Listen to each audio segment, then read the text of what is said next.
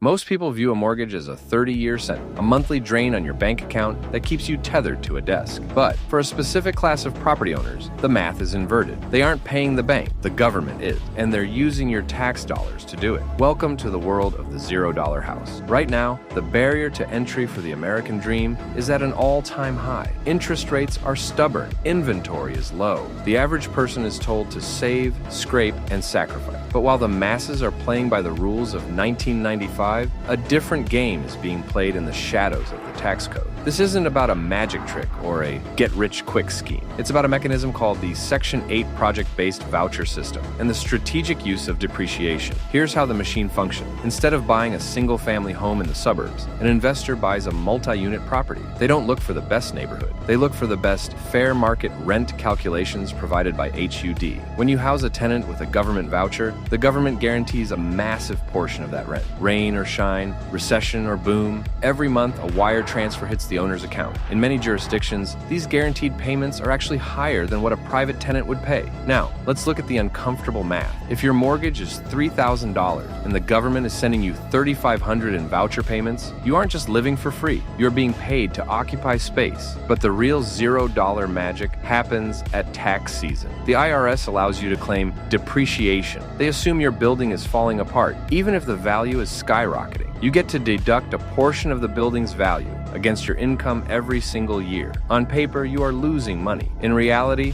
you are cash flow positive. Your mortgage is being erased by the Department of Housing and Urban Development, and your tax bill is effectively zero. There is a certain irony here. The system was designed to provide dignity and housing for the vulnerable. Instead, it has become a subsidized wealth-building engine for the few who know how to read a spreadsheet. But there is a catch. The hype tells you this is passive income. The reality is much louder. You are essentially a partner with the federal government. That means inspection, red tape, bureaucracy that can freeze your cash flow for months because a window screen is slightly torn. You are also betting on the stability of a system that is increasingly under fire. As housing costs spiral, the public is starting to notice that their taxes are subsidizing the mortgages of their landlords. The tension is building. If the government decides to tighten the belt or change the fair market math, the $0 house collapses into a pile of high-interest debt. We've created a system where the safest way to own a home is to let the public pay for it. It works perfectly until it doesn't. The question isn't whether you can get a $0 house. The question is, when the subsidy ends, who is actually left holding the keys?